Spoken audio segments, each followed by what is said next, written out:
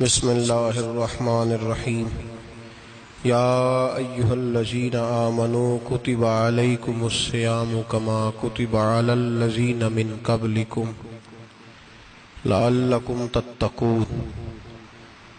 قال النبی صلی اللہ علیہ وسلم لکل شیء زکاۃ وزکاۃ الجسد الصوم، او کما قال صلی اللہ علیہ وسلم صدق اللہ العظیم وصدق رسولہ النبی الکریم۔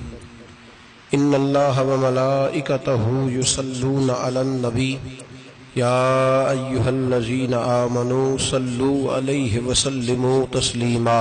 اللہم صل علی سیدنا ومولانا محمد معدن الجود والکرم وآلہ وصحبہ وبارک وسلم۔ حمد و صلاۃ کے بعد قرآن مجید سورہ بقرہ، اللہ تبارک و تعالی نے ارشاد فرمایا یا ایھا الذین آمنوا کتب علیکم الصیام، اے ایمان والو تم پر روزے فرض کیے گئے، کما کتب علی الذین من قبلکم، اسی طرح جس طرح تم سے پہلے لوگوں پر فرض کیے گئے تھے، لعلکم تتقون، تاکہ تم پرہیزگار ہو جاؤ، متقی ہو جاؤ، اللہ سے ڈرنے والے بن جاؤ، گناہوں سے بچنے والے بن جاؤ، اپنی زندگی کو رب رسول کے احکامات کی روشنی میں گزارنے والے بن جاؤ۔ روزہ ایک پریکٹس ہے، ایک مجاہدہ ہے، ایک جد و جہد ہے۔ جد و جہد کس چیز کی؟ اللہ کی رضا کے مطابق اپنے آپ کو ڈھالنے کی جد و جہد۔ صوم کا لغوی معنی ہوتا ہے رک جانا۔ حلال رزق سامنے پڑا ہے، حلال مشروب سامنے پڑا ہے، حلال رشتہ بیوی کا موجود ہے، لیکن ان سب چیزوں سے حالت روزہ میں رکنا، اللہ کی رضا کے لیے رکنا، اس کا نام روزہ ہے۔ صوم کا معنی رکنے کے ہیں، پرہیز کرنے کے ہیں، بچنے کے ہیں۔ ہر چیز موجود ہے لیکن اللہ کا حکم نہیں ہے تو لہٰذا کھا نہیں سکتے۔ تو رب فرماتے جب جائز چیزیں تو میری مرضی کے بغیر میرے حکم کے نہیں کھا سکتا، تو نے رکنا ہے تو حرام کیسے کھا لیتا ہے؟ اب جائز چیز کے لیے تجھے حکم ہے، میں کہوں تو کھائے گا، میں کہوں تو نہیں کھائے گا۔ میں نے حکم دے دیا جائز ہے، روٹی ہے، کھانا ہے، گوشت ہے، تیری فریج میں پڑا سارا کچھ، تو با اختیار ہے، منہ میں دانت بھی ہیں، ہضم کرنے کو ہاضمہ بھی ہے، بھوک کی شدت بھی ہے، پر میری اجازت کے بغیر تو کھا سکتا۔ روزہ رکھ لیا، اب تجھے حکم نہیں کہ تو کھائے۔ جب جائز چیز میری مرضی کے بغیر نہیں کھا سکتا تو ناجائز کیسے کھائے گا؟ میرے نبی پاک علیہ السلام نے اپنے خوبصورت الفاظ کے اندر اس مفہوم کو بیان فرمایا۔ محبوب پاک صلی اللہ علیہ وسلم فرماتے جس نے جھوٹ نہیں چھوڑا، غیبت نہیں چھوڑی، برائی نہیں چھوڑی، اللہ کو اس کے بھوکے پیاسے رہنے کی کوئی ضرورت نہیں۔ وہ کاہے کا رکا ہے؟ جب کوئی کام تو اس نے اللہ کی رضا والا کیا نہیں۔ روزہ رکھ کے دغا کر رہا ہے، روزہ رکھ کے جھوٹ بول رہا ہے، روزہ رکھ کے کم ماپ رہا ہے، تول رہا ہے، دھوکہ دے رہا ہے، رشوت لے رہا ہے، فراڈ کر رہا ہے، حرام کا مال کٹھا کر کے کہتا ہے اس میں سے چلو 10 دیگیں بھی پکا دیں گے۔ وہ بھائی جو کام اللہ نے تجھے کرنے کو حکم دیا تھا، جب تو وہ بجا ہی نہیں لا رہا، مقصد روزہ ہی تو حاصل، لعلکم تتقون۔ روزے کا مقصد یہ ہے کہ تو پرہیزگار ہو جائے۔ میرے نبی پاک علیہ السلام کی بارگاہ عالی مرتبت میں 2 عورتیں آئیں، یہ چیزیں کھا لو، کہنے لگی محبوبہ ہم نے روزہ رکھا ہوا ہے۔ فرمایا نہیں تمہارا تو روزہ نہیں ہے، حضور رکھا ہوا ہے روزہ، سحری سے لے کر اب تک کچھ نہیں کھایا، شام تک بھی نہیں کھائیں گی۔ محبوب نے فرمایا ذرا کہہ تو کرو، الٹی تو کرو۔ کہہ کی تو ان کے حلق سے خون بھی نکلا اور گوشت کے لوتھڑے بھی نکلے، پھوٹیاں بھی نکلی۔ نبی پاک نے فرمایا وہاں بیٹھ کے تم نے اپنے جاننے والوں کی غیبت نہیں کی، چغلی نہیں کھائی؟ خاموش ہو گئیں، گردنیں جھک گئیں۔ نبی پاک نے فرمایا تم نے قرآن نہیں پڑھا کہ جو اپنے بھائی کی غیبت کرتا ہے وہ مردہ بھائی کا گوشت کھاتا ہے؟ تو گوشت کھا کے بھی تمہارا روزہ رہ گیا۔ کس طرح کا روزہ ہے کہ صاحب روزہ رکھ کے نہ رکھنے والوں پہ تنقید کر رہے ہیں۔ تراویاں پڑھ کے نکلے ہیں تو کہتے ہیں میں اکیلا ہی نیک ہوں، باقی تو محلے میں کوئی پڑھتا ہی نہیں۔ یہ کیسا تیرا روزہ ہے کہ تو روزہ رکھ کے تو اس کے مقصد کو نہیں سمجھا؟ لعلکم تتقون. روزہ دار تو وہ ہے کہ روزہ رکھا ہوا ہے، کھانے بھی سے رکا ہے، پینے سے بھی رکا ہے، عمل زوجیہ سے بھی رکا ہے، پھر وہ جھوٹ سے بھی رکے، غیبت سے بھی رکے، بدنگاہی سے بھی رکے، حرام خواری سے بھی رکے ساری چیزوں سے. یہ بتلائیے کہ روزے کی حالت میں اپنی بیوی کے پاس جانا منع ہے تو غیر محرم کو دیکھنا جائز ہے؟ ہمارے ٹی وی پہ میں نے پہلے بھی کہا تھا کہ ہم ٹھیکیدار اور ذمہ دار نہیں ہیں مذہب کے. یہاں ہمارے آنے سے پہلے بھی کوئی بیٹھا تھا، ہم مریں گے تو یہاں ہم سے بڑے بڑے نیک لوگ بیٹھیں گے. کوئی بندہ ذمہ دار نہیں ہے. بڑے بڑے کج کلا صاحب جبہ و دستار، بڑے بڑے صاحب بصیرت، آئمہ، فقہاء، علماء، زعماء، نقباء، صوفیاء، اولیاء، غوث، کتب، ابدال، اوتاد، کتب الاقطاب، جانے کون کون آئے، علماء آئے، مفسرین آئے، محدثین آئے، گزر گئے. ہم تو خاک نشین لوگ ہیں، تھوڑا کام کرنے والے، تھوڑی صلاحیت رکھنے والے. لیکن بھائی اگر کرتے ہیں تو ایک کام کرتے ہیں، ساتھ دوسرا نہیں کرتے. یہ کس طرح کا دین سکھانے لوگ نکلے کہ شوال سے لے کر شعبان تک گانا سنایا جائے گا، شعبان سے لے کر شوال تک ناچ گانا کیا جائے گا، شوال سے لے کر شعبان تک دھما چوکڑی ہوگی، رمضان آئے گا تو حدیثیں سنائی جائیں گی، رمضان آئے گا تو لوگوں کو قرآن پڑھ کے سنایا جائے گا. یہ مذہب بھانج نہیں ہے کہ گویے مذہب سکھائیں گے، ایکٹر مذہب سکھائیں گے. یہ مذہب بھانج نہیں ہے کہ ایک گلاس کے اندر پہلے شراب پی لو پھر اسی گلاس میں رمضان آئے تو شہد بانٹنا شروع کر دو. یہ بھانج نہیں، یہ میرے رسول اللہ کا مذہب ہے. اگر تمہیں شوق ہے دین سیکھنے سکھانے کا، یکم رمضان کو توبہ کرو اور کہو کہ ہم ٹی وی پہ بیٹھ کے حدیثیں سنائیں گے تو سارا سال سنائیں گے. اور جس زبان سے حدیث نکلے گی پھر اس سے کبھی گندا گانا نہیں نکلے گا، پھر کبھی ناچ گانا نہیں ہوگا. یہ کون سا مذہب ہے جو بیویاں سکھا رہی ہیں؟ یہ کون سا دین ہے جو عورتیں سکھا رہی ہیں؟ میرے رسول پاک صلی اللہ تعالی علیہ وآلہ وسلم کا وہ مذہب ہے کہ میرے اعلیٰ حضرت فاضل بریلوی رحمت اللہ علیہ نے فرمایا مرد کے لیے جائز نہیں کہ وہ عورت کی زبان سے میلاد بھی سنے، نعت بھی سنے. مرد کے لیے جائز نہیں، مرد کو مرد سکھائے گا، عورت سکھائے گی تو عورتوں کو سکھائے گی. بے شک آپ سویرے فتویٰ دیجئے کہ چھوٹی سی مسجد میں بیٹھ کے، چھوٹے سے کونے میں بیٹھ کے چھوٹا سا مولوی، اور وہاں تو اتنے بڑے مفتی ٹی وی پہ بیٹھے ہوئے، وہ غلط ہے تو صحیح ہے کیسے ہو گئے؟ سنو، میرے نبی پاک علیہ الصلوۃ والسلام کے مذہب کا حسن یہ ہے کہ اسلام کہتا ہے ایک نظر بی بی کو دیکھا کسی نے غلطی سے تو معافی ہو جائے گی، دوسری نظر شہوت سے دیکھا تو حرام ہے اس کے لیے. وہ پاکستان کا مولوی ہو یا سعودی عرب کا شاہ ہو، کسی کے لیے عورتوں کے بیچ پھرنا اٹھنا بیٹھنا جائز ہے. میرے نبی پاک صلی اللہ تعالی علیہ وسلم نے فرمایا ہے میں عورتوں سے مصافحہ کرنے نہیں آیا. اور میرے نبی پاک صلی اللہ علیہ وسلم نے فرمایا ہے، حضور فرماتے لیکن نا کتا بالکل ناپاک نہیں ہوتا، کتے کا تھوک ناپاک ہوتا ہے یا کتا گیلا ہو جائے تو ناپاک ہوتا ہے، لیکن خنزیر سارا ناپاک ہوتا ہے، کل ناپاک ہے خنزیر. نبی پاک نے فرمایا خنزیر بھی ہو اور گند میں لتھڑا ہوا بھی ہو، پیشاب میں لتھڑا ہوا ہو، گوبر میں لتھڑا ہوا ہو، پخانے اور فضلے میں لتھڑا ہوا خنزیر ہو، اس کا جسم تیرے ساتھ ٹکرا جائے تو اتنا برا نہیں جتنا غیر محرم عورت کا وجود تیرے ساتھ ٹکرا جائے تو برا ہے. اس حد تک میرے نبی پاک صلی اللہ علیہ وسلم اور گنبد کے معاملے میں فتویٰ دینے والے، یا رسول اللہ کہنے پر کفر کا فتویٰ دینے والے اور بڑی بڑی باتیں کرنے والے خاموش کیوں ہو گئے؟ یا ایھا الذین آمنوا لا تتخذوا اليہود والنصارى اولیاء. رب فرماتا ہے یہودیوں اور عیسائیوں کو دوست نہ بناؤ، یہ تمہارے دوست ہو سکتے، یہ تمہارے سجن ہو سکتے. جب عرش کا مالک کہہ رہا ہے سجن نہیں ہو سکتے تو دوستی کی بات کیسے بڑھا رہا ہے؟ یا رسول اللہ ہمارے سجن کون ہو سکتے ہیں؟ فرمایا تمہارا دوست وہ ہو سکتا ہے جو محمد عربی کا غلامی کرنے والا ہو، جو رسول اللہ کی نوکری کرنا ہو دوست ہوگا. دوسرا دوست ہو سکتا؟ کوئی ایکٹر مذہب نہیں سکھائے گا، کوئی گویہ مذہب نہیں سکھائے گا. حضرت جناب سیدنا جنید بغدادی، بغداد کے پیر سے کسی نے پوچھا تھا آج سے 1100-1200 سال پہلے، وہ تو زمانہ ویسے نیکی اور پرہیزگاری کا تھا، کہ بابا جی مرد اور عورت نیک ہو، بغیر پردے کے، بغیر حجاب کے، بغیر دیوار کے بیٹھ کر ایک دوسرے کو دین سکھا سکتے ہیں؟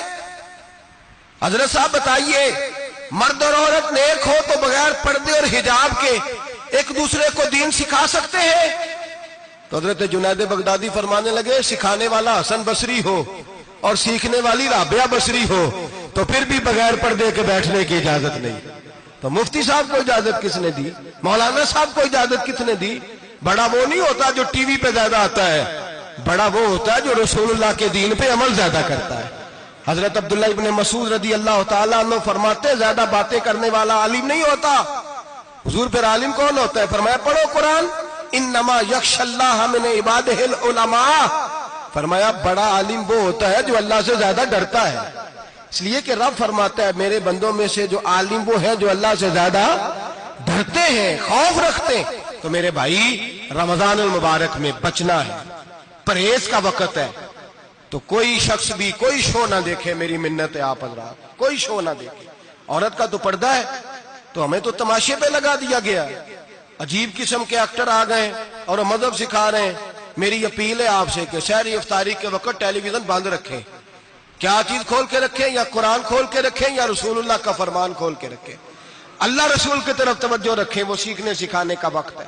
چھوڑیں، گویوں سے دین سیکھا جائے گا، ہمیں کوئی شکوہ نہیں، یہ پکی توبہ کریں، سویرے آئیں آ کے دین سکھائیں۔ اور میں ان سے بھی اپیل کروں گا کہ آؤ دین سکھاؤ۔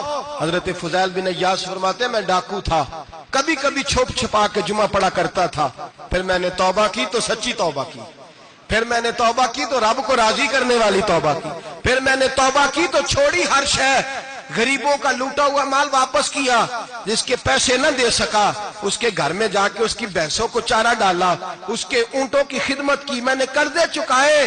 فرمایا میں سچی توبہ کر کے مسجد آیا، جس خطیب کے پیچھے میں جمعہ پڑھا کرتا تھا وہ میرے ہاتھ پہ بیعت کر کے مرید ہو گیا۔ اللہ تبارک و تعالیٰ نے اپنے بندوں کے دل میری طرف پھیر دیے، پھر تمہیں اس میں انعام دینے کی ضرورت نہیں پڑے گی، پھر تم کٹیا نشین بن کے بھی دین پھیلاؤ گے تو اللہ اس میں تاثیر پیدا فرما دے گا۔ تو روزے کا معنی رکنا ہے، روزے کا معنی بولیے، روزے کا معنی رکنا، کس سے؟ جھوٹ سے، غیبت سے، بدی سے، بدنگاہی، کھانے پینے۔ روزہ کس پہ فرض ہے؟ امیروں پہ کہ غریبوں پہ؟ جی کہنے نے میں میرا تو کام ہی محنت مزدوری والا، میں کیسے روزہ رکھوں؟ میں تو دیہڑی لگاتا ہوں تو روزہ کیسے رکھوں؟ میں نے نہیں کسی حدیث میں پڑھا کہ روزہ وہ رکھے جو دفتر میں بیٹھتا ہے۔ صحابہ کے زمانے میں تو دفتر ہوتے ہی نہیں تھے، کسی جگہ نہیں لکھا ہوا روزہ وہ رکھے گا جو اے سی میں بیٹھتا ہے، تب تو اے سی تھے ہی نہیں۔ حضرت ابوبکر صدیق رضی اللہ تعالیٰ عنہ سے لے کر جناب بلال تک سارے اپنے ہاتھ سے کام کرتے، سارے اپنے ہاتھ سے کام کرتے، سارے۔ حضرت عمر فاروق رضی اللہ تعالیٰ عنہ خلیفہ وقت ہونے کے باوجود مال غنیمت کے اونٹ چرنے جاتے تھے تو چراگاہ میں چھوڑنے میں جاتے تھے، لینے بھی آتے تھے واپس۔ سارے لوگ اپنے ہاتھوں سے مشقت والے کام کرتے، حضرت بلال مزدوری کرتے، سلمان فارسی مزدوری کرتے، مقداد مزدوری کرتے، صحابہ مزدوریاں کرتے، روزے رکھتے۔ اور رمضان کے جانے کا وقت ہوتا تو در رسول پہ کھڑے ہو کے عرض کرتے محبوبہ دل نہیں بھرا، دل کرتا ہے کبھی رب سارا سال ہی روزے عطا کرے، سارا سال رمضان دے تو ہم سارا سال روزے رکھنے کو تیار ہیں۔ جذبہ تھا، طاقت تھی، ہمت تھی۔ آج نوجوان لڑکا ہے کہتا ہے مجھ سے بھوک برداشت نہیں ہوتی۔ میرے بھائی رب بیماری لا دینا، اللہ سے دعا مانگے اللہ شفائے عطا فرمائے، اور دعا کریں اللہ آزمائش سے محفوظ فرمائے۔ آپ یقین کریں میں نے لوگوں کو دیکھا ہے حلق سے قطرہ نہیں اترتا، خوراک کی نالی لگی ہوئی ہے، اعلیٰ غذائیں پکی ہوئی پڑی ہیں، عرش کا مالک کہتا ہے میں تیرے حلق سے گزرنے نہیں دوں گا، قانون بن گیا۔ میں نے دیکھا ہے ڈرپ پہ لوگ زندہ ہے، بوتل لگی ہوئی ہے گلوکوز کی، گزارا چل رہا، اعلیٰ غذائیں پڑی ہیں، لاکھوں روپیہ تجوری میں پڑا ہے۔ مالک کہتا ہے تو نہیں کھا سکتا تو وہ کھانے نہیں دیتا، نہیں کھانے دیتا۔ ایک شخص یورپ کے علاقے کا، میں کسی کالم نویس کا پڑھ رہا تھا، وہ کہتا ہے میری خربوں میں جائیداد ہے لیکن میرے معدے میں ایسی تکلیف ہے کہ میں آٹے کو چھان کر جو اوپر سے بورا نکلتا ہے صرف وہ کھا سکتا ہوں، اس کے علاوہ میں کائنات کی کوئی نعمت کھا نہیں سکتا۔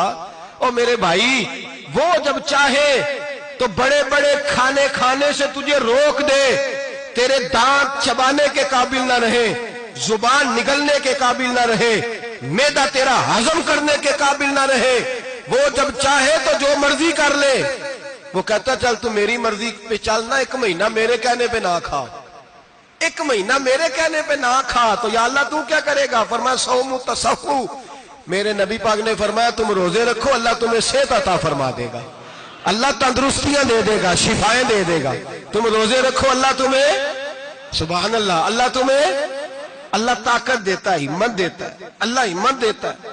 میں نے دیکھا ہے، میں نے بزرگوں کو دیکھا ہے، ضعیف لوگوں کو دیکھا ہے، کمزور لوگوں کو دیکھا ہے، میں نے دیکھا ہے روزے رکھتے ہوئے، مزدوروں کو دیکھا ہے روزے رکھتے ہوئے۔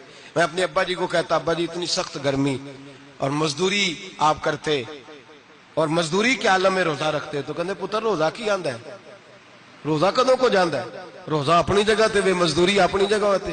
اور کئی دفعہ مینوں فرمان لگے، مینوں یار سمجھ کوئی نہیں لگدی، پتہ نہیں روزے چ اللہ طاقت کتھوں دے چھڑدا ہے، اتنی زیادہ کام بھی زیادہ کریدا ہے تے روزہ بھی بھائی صوم تصحو، میرے مصطفیٰ نے فرمایا تو روزہ رکھ، اللہ تجھے صحت عطا فرما دے گا، رب تعالیٰ تجھے۔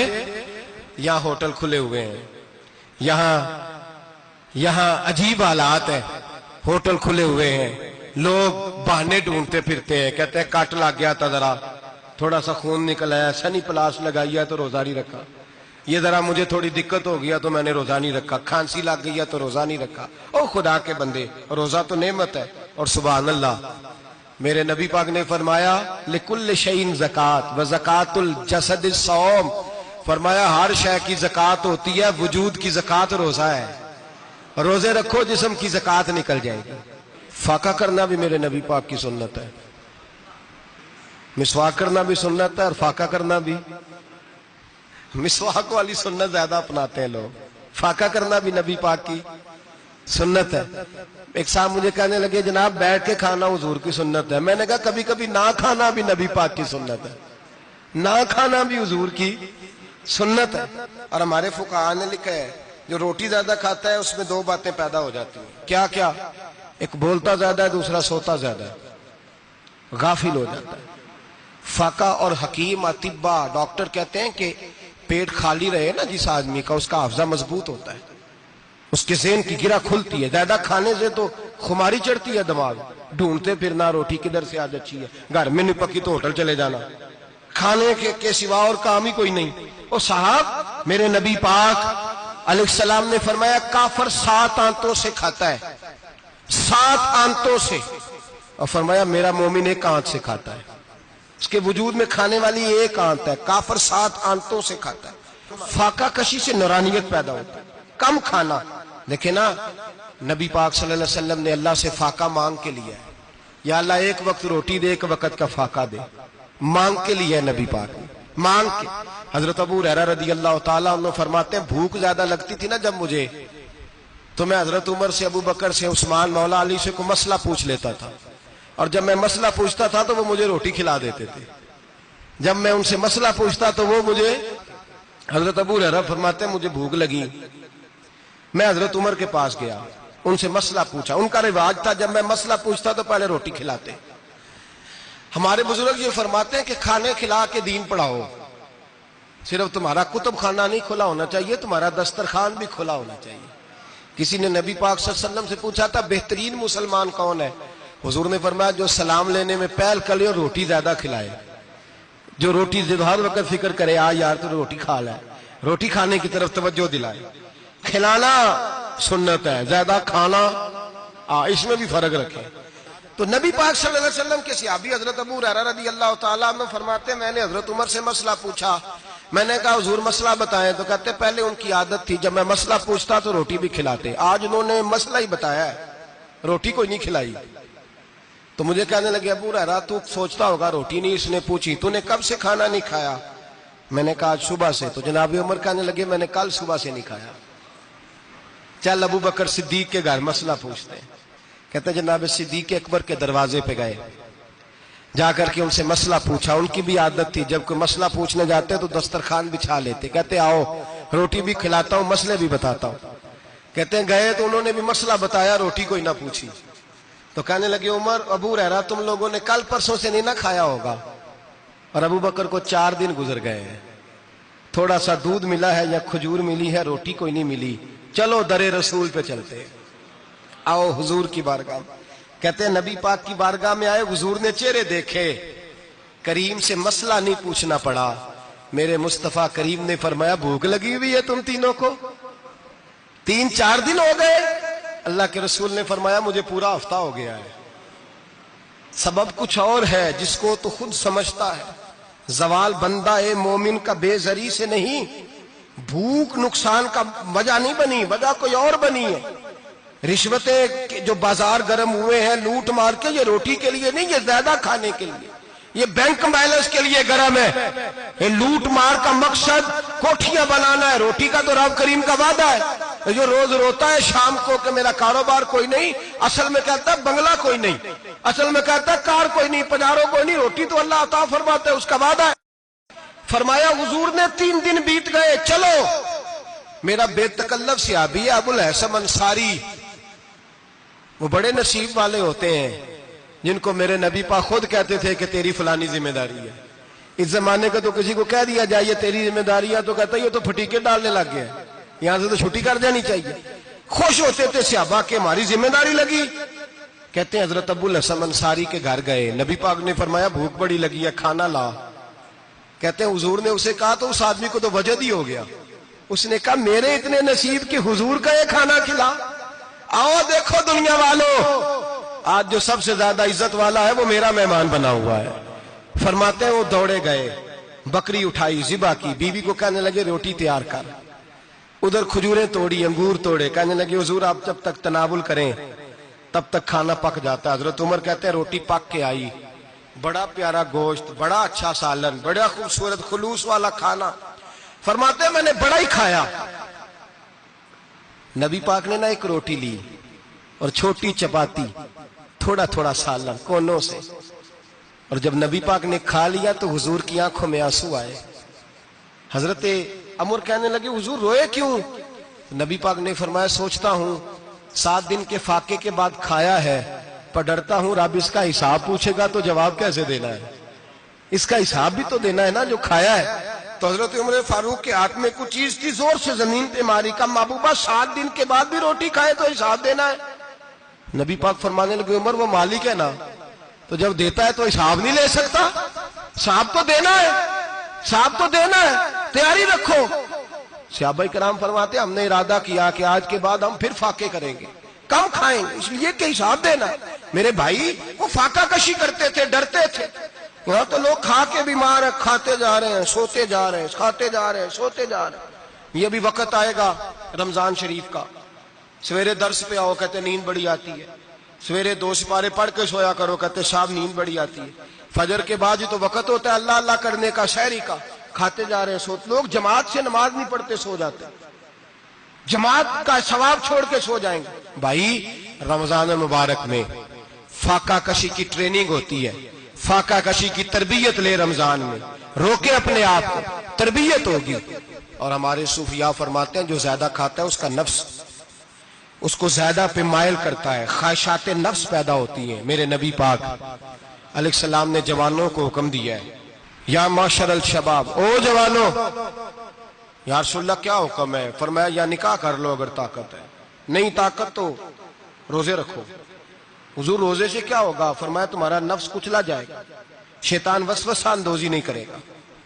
آج نوجوان بڑھ بڑھ کے کھاتا ہے، بہت زیادہ کھاتا ہے، کبھی اس ہوٹل سے کھاتا ہے، کبھی اس ہوٹل سے کھاتا ہے۔ اتنا زیادہ کھائیں گے تو نفسانی قوتیں اچھل کر کے آئیں گی، مشکل ہو جائے گا۔ شادیاں دیر سے ہوتی ہیں، ماں باپ آنکھیں بند کر کے بیٹھے ہوئے ہیں۔ اگر ماں باپ کی ذمہ داری ہو اور ماں باپ نکاح نہ کرے تو نبی پاک نے فرمایا بچے گناہ کریں گے تو جتنا گناہ بچے کو اتنا باپ کو بھی ہوگا۔ تو ماں باپ چپ ہیں، دوسرا شادی مشکل بڑی ہے، مہنگی بڑی، اور تیسرا نہیں کر رہے کچھ لوگ تو روزے بھی نہیں رکھ رہے۔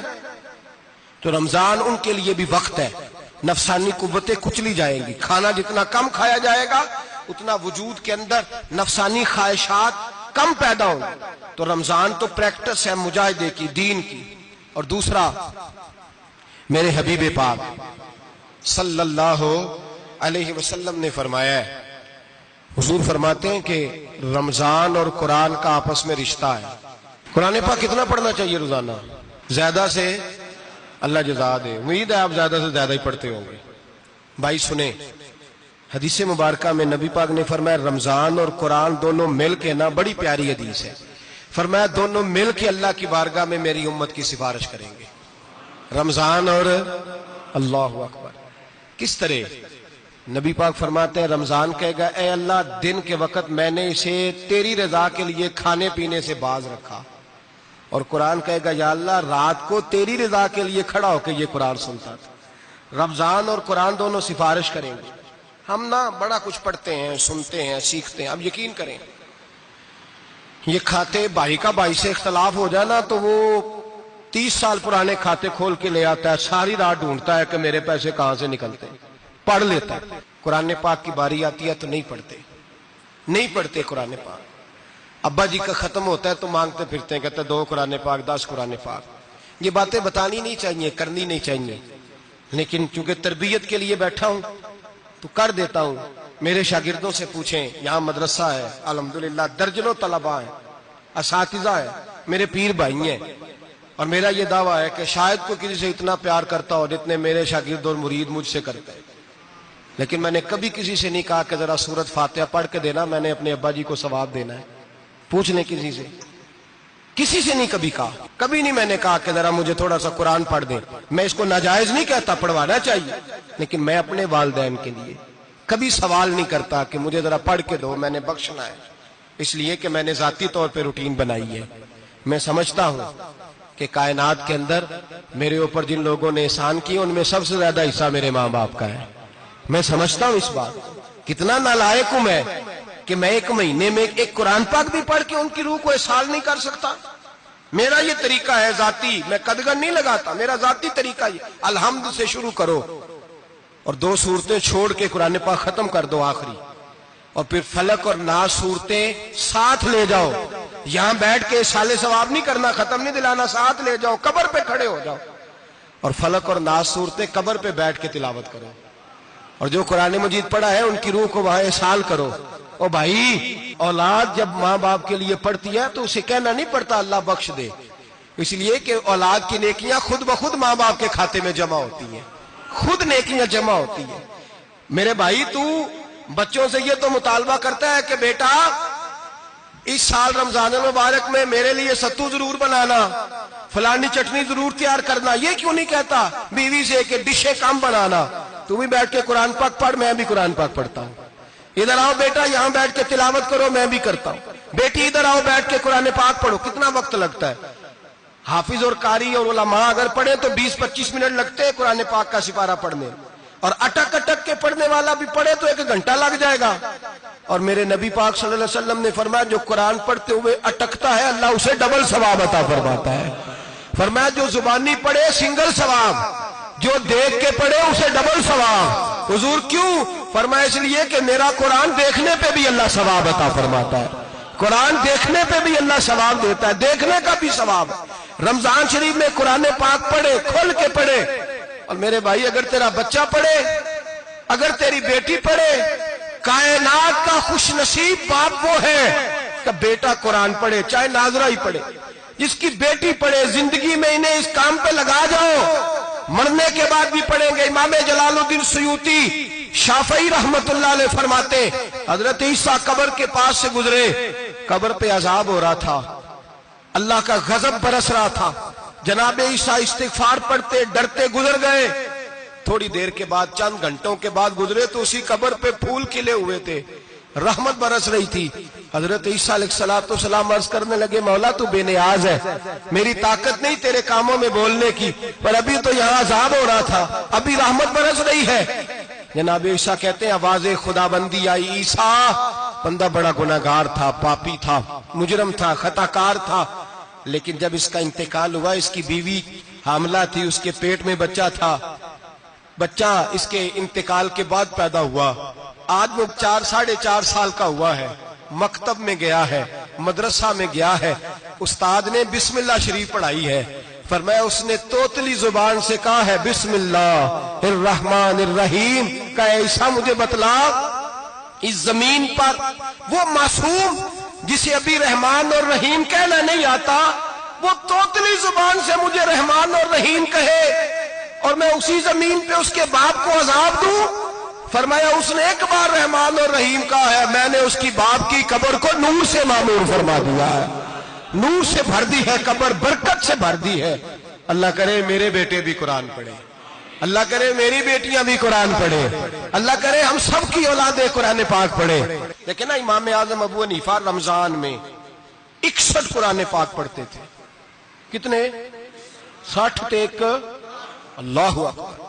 ایک قرآن پاک دن میں پڑھتے پورا، ایک رات کو پڑھتے، ایک تراویح میں پڑھتے۔ 61 قرآن پاک امام صاحب پڑھتے۔ آپ فرماتے میں نے چھوڑ دیے سارے وظیفے، میں صرف رسول اللہ کا قرآن پڑھتا ہوں۔ رمضان سارا قرآن پاک، سارا رمضان۔ اب تو عادت ہی نہیں رہی ہمیں قرآن پاک کی۔ اگر لوگ ناراض نہ ہوں تو محفل نعت ہوتی ہے تو تلاوتیں کتنی ہوتی ہیں، اور نعتیں ہم نے ذوق ہی نہیں بنایا، ذوق ہی نہیں بنایا ہم نے تلاوت قرآن کا، اس لیے کہ قراء علماء فقراء ان کو ہم تیار ہی نہیں کر رہے، ہم تو ایکٹر پال رہے ہیں جو پیسے لیتے ہیں نعت خوانی کے، معاذ اللہ۔ او میرے بھائی، کیا قرآن میرے نبی کی نعت نہیں؟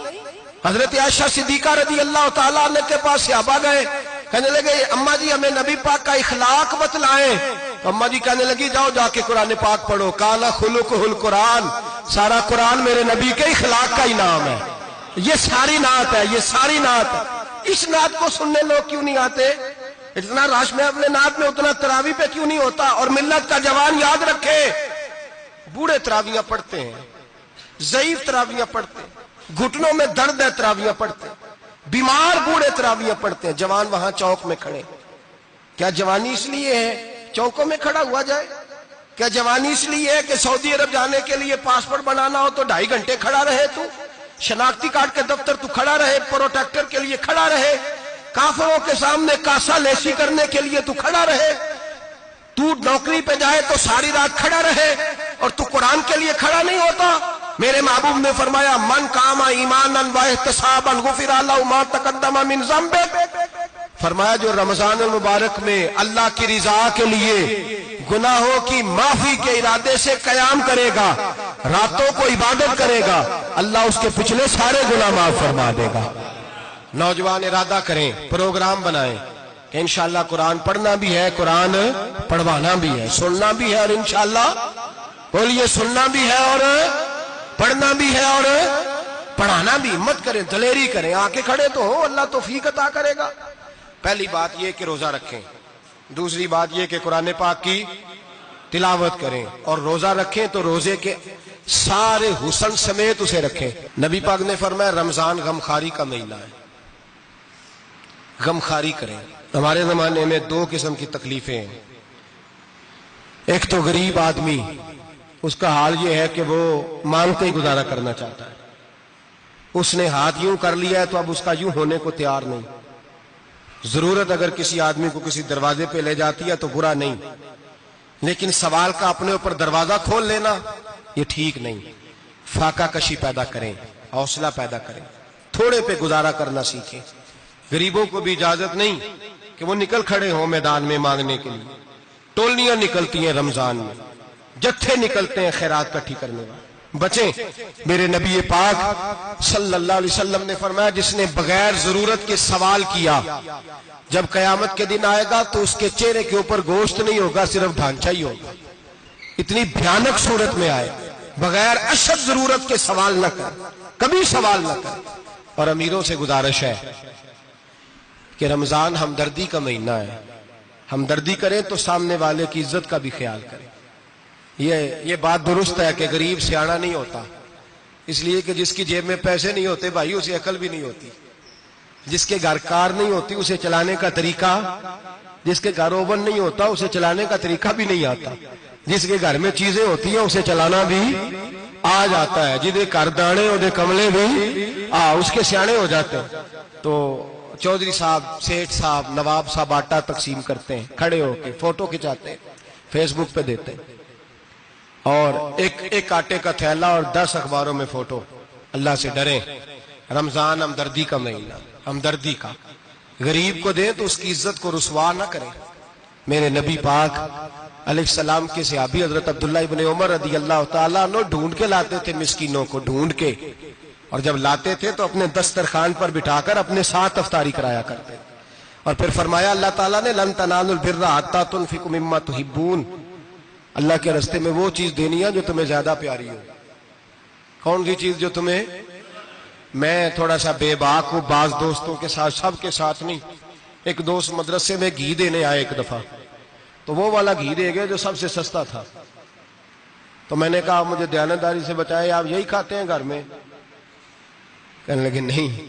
تو میں نے کہا پھر ہم نے بچے مارنے کے لیے تو نہیں نہ رکھے ہوئے، کیا وہ والا گھی اللہ کے راستے میں پیاری چیز دے رہی ہے نا، اس لیے گلے گلے نوٹ لوگ مسجد کے گلے میں ڈال جاتے ہیں، پھٹے ہوئے ڈال جاتے ہیں، کہتے ہیں جوڑ لیں گے مولوی صاحب۔ اور خدا کے بندے پیاری چیز دینی تھی تو نے، اور تو نے اس کا ترجمہ الٹ کر لیا ہے۔ سمجھ لیں رمضان المبارک میں کسی غریب کی مدد کرنی ہے تو ساتھ اس کی عزت بھی کرنی ہے۔ نبی پاک علیہ السلام کے دروازے پر جب سے، یہ جملہ ایک ہے لیکن بڑا قیمتی ہے، صحابہ کہتے ہیں جب ہم دروازہ رسول پہ جاتے تھے خیرات بھی ملتی تھی اور عزت بھی ملتی تھی، خود بھیک دیں خود ہی کہیں منگتے کا بھلا ہو، خیرات بھی ملتی تھی اور عزت بھی ملتی تھی۔ نبی پاک ساتھ عزت بھی دیتے تھے، مسکین کو غریب کو دیں اور خیر خائی کریں، جوتے بیچنے والے جوتوں کے ریٹ سستے کریں، کپڑا بیچنے والے کپڑے کا ریٹ، درزی صاحب بھی ریٹ سستا کریں، دکاندار بھی چیزوں کا ریٹ، حکیم صاحب پیسے کم لیں، ڈاکٹر پیسے کم کریں، حکومت نرخوں میں کمی کرے، اور یہ کام اجتماعی طور پہ کریں۔ میرے نبی پاک نے فرمایا رمضان غمخواری کا مہینہ ہے، اس میں غمخواری کرنی ہے، دوسرے کا خیال کریں، اظہار کریں، قربانی کریں۔ یہاں ہر چیز کا ریٹ بڑھ جاتا ہے رمضان شریف میں، ہر آدمی کہتا ہے میرا سیزن آ گیا ہے، توجہ بڑھائیں، خیال کریں، غمخواری کا مہینہ ہے۔ اور پھر آپ لوگوں سے یہ بھی گزارش ہے کہ رمضان المبارک کا جب مہینہ آئے تو جس آدمی کے ساتھ نیکی کرنی ہے وقت پہ کریں، کسی غریب کو پیسے دینے ہیں، کپڑے دینے ہیں تو یکم رمضان کو دیں۔ میں اکثر دوستوں سے پوچھتا ہوں، میں کہتا ہوں قاری صاحب نو جوڑا کدو دیندے ہو؟ کہندے ستیویں والے دن۔ میں کہا مینوں لگ گئی سمجھ، تہاڈی سازش ہے کہ جڑے سواں کے پا نہ لگے، ایویں مولوی چودھری صاحب دے نال دے کپڑے پا لے تے کتے لکھیا اینوں دینا ہے ستیویں؟ تسی دسو ستیویں والے دن کو درزی سی کے دیندا ہے، اونوں 3 گنا بھی پیسے دئیے تے کہندا جڑے باقی نے انہاں دے نہیں بٹن پہ لگ دے میرے کولوں، کتھوں جوڑا سی کے؟ تو کس دن دیتے ہو قاری صاحب کو؟ کیا مقصد ہے؟ پہننے کے لیے دے رہے ہو یا اس لیے دے رہے ہو کہ نہ پہن سکے؟ تو بھائی آپ جب کسی کو کوئی چیز دیں گے تو کب دیں گے؟ جب وہ استعمال کر سکے۔ غریب کو لوگ فطرانہ دینے جاتے ہیں عید سے 1 دن پہلے، تو کیا کرے گا اس کا؟ وہ نہ تو کپڑے خرید سکا نہ روٹی لا سکا، بلکہ میرے حضرت صاحب فرماتے ہیں رمضان سے پہلے دے دو، رمضان کی نیت کر کے رمضان سے 1-2 دن پہلے دے دو، اللہ رمضان جتنا ثواب ہی عطا فرمائے گا۔ رمضان سے پہلے دو، جس کو کچھ ہے دن، قبل از وقت تیاری کرو۔ اور میرے قبلہ حضرت صاحب فرمایا کرتے اپنے کپڑے بعد میں، غریب کے بچوں کے کپڑے پہلے، اپنے گھر کی ضروریات بعد میں، غریبوں کی ضروریات، اس لیے کہ اللہ پاک نے ان کا رزق بھی ہمارے گھر بھیج دیا ہے، ہماری ڈیوٹی لگائی ہے کہ تم نے بانٹنا، بانٹنے والے بنو۔ اور یہ ذہن بنائے کہ پتہ نہیں کس کا حصہ تھا جو اللہ نے میرے گھر بھیجا، یہ ذہن بنا کے بانٹ۔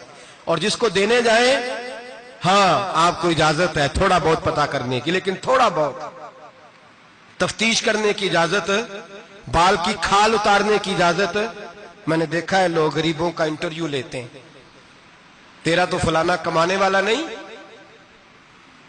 تیرا تو فلاں بچہ، او بھائی بہت سارے غریب ایسے ہیں، بڑے ہیں جو کمانے کی کوشش کرتے ہیں لیکن ان کا سبب نہیں بنتا۔ ہاں ہے ایسے لوگ جو سعودی عرب چلے گئے ہیں، کہتے ہیں تیرا تو فلاں باہر نہیں گیا، ہے گیا ہے، لیکن سارے سعودی عرب جانے والے بھی مال کمانے کی طاقت نہیں رکھتے، کئی وہاں بھی بیٹھ کے بیچارے قرضوں میں الجھے ہوئے ہیں، وہاں والوں کے ظلم کا شکار ہے، بہت ساری آزمائشوں میں۔ تو تفتیش کرتا ہے۔ میرے امام شافعی کا ایک جملہ اگر آپ کو یاد رہ گیا تو بات بن جائے گی۔ امام شافعی رحمت اللہ، بلکہ حضرت غوث اعظم جیلانی کے پاس وہ بات آپ کو زیادہ فائدہ دے گی۔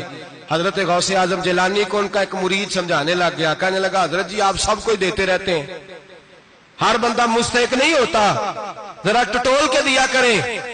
تو غوث اعظم جیلانی فرمانے لگے بھائی مجھے تو لگتا ہے تو بھی ان چیزوں کا مستحق نہیں تھا جو اللہ نے تجھے عطا کر دی ہے، پہلے تو بتا تو مستحق تھا، تجھے اپنی حیثیت اوقات کا پتہ ہے جو اللہ نے تجھے دے دی ہے، طاقت تھی، کوالٹی تھی، تیرے اندر وہ صلاحیت تھی، رب نے تو نہیں تیری تفتیش کی کہ تو قابل ہے کہ نہیں، تو اللہ کے بندوں کی تفتیش کرتا پڑتا ہے۔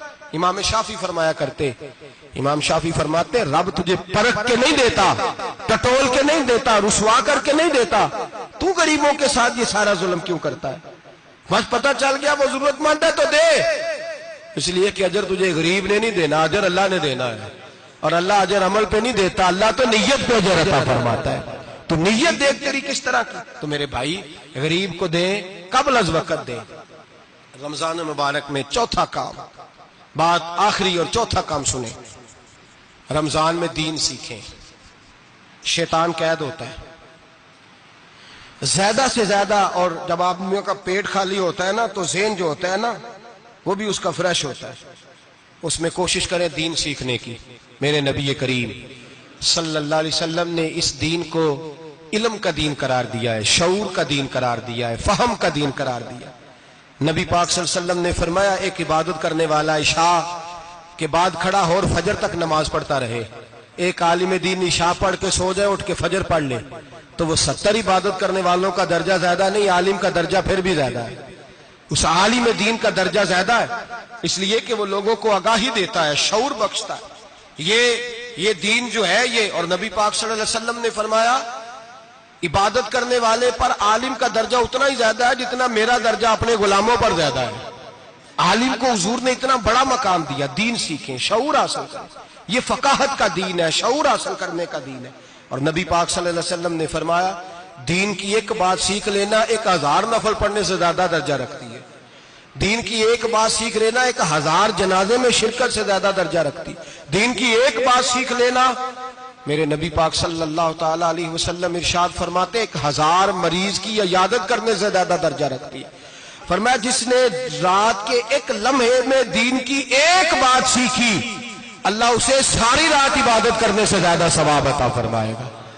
میرے ایسا فرمایا کرتے جب سیکھنے والے کو یہ ثواب ملے گا تو بتائیے سکھانے والے کو کتنا ثواب ملے، اسے اللہ کتنا درد۔ رمضان آ رہا ہے، شیطان قید ہے، دین پھیلانے کی کوشش کریں، جد و جہد کریں۔ بڑی نیند آتی ہے فجر پڑھ کے، لیکن اگر کسی کا ارادہ بن جائے کہ دین سیکھنا بھی ہے اور دین بچوں کو، تو پھر کوئی نیند غلبہ۔ ایک مثال ایک عالم نے سمجھائی، کوئی بزرگ تھے درویش عالم، ان کے پاس ایک عورت آئی، کہنے لگی میں بچوں کو سویرے بڑا جگاتی ہوں، بچے جاگتے نہیں نماز کے لیے۔ بڑا عجیب جواب دیا بزرگوں نے، درویش نے، عالم نے، کہنے لگے بی بی کیوں نہیں جاگتے، جگایا کر، بیدار کیا کر، اٹھایا کر۔ کہنے لگی بڑی جدوجہد کرتی ہوں، اٹھتے نہیں، بیدار نہیں ہوتے۔ اللہ والے تھے نا۔ کہنے لگے یہ بتا اگر اس کمرے میں آگ لگ جائے تو پھر بچوں کو کیسے بیدار کرے گی؟ آگ سے بچانے کے لیے کیا کرے گی؟ پھر تو بالوں سے پکڑ بھی گھسیٹنا پڑا تو گھسیٹ کے کمرے سے لاؤں گی، پھر تو چوٹیں لگتی ہیں تو لگ جائیں، پھر میں پرواہ نہیں کروں گی۔ آپ فرمانے لگے یوں سمجھ لے جہنم کی آگ جل رہی ہے، اگر تیرے بچے نے نماز نہ پڑھی تو آگ لگ جائے گی، اگر اس نے عبادت نہ کی تو اسے آگ، اب جیسے بھی تجھے اٹھانا پڑتا ہے اٹھا گھسیٹ کے باہر لا، لیکن اس کی نماز قضا۔ نیند بڑی آ رہی ہے سویرے، لیکن اگر دین نہ سیکھا تو مشکل ہو جائے گی۔ جیسے بھی اپنے آپ کو جگانا چاہیے، ہمت کرنی چاہیے، دلیری کرنی چاہیے۔ ہمیشہ مدحت خیر الانام میں گزرے، دعا ہے یہ عمر درود و سلام میں گزرے۔ آخر دعوانا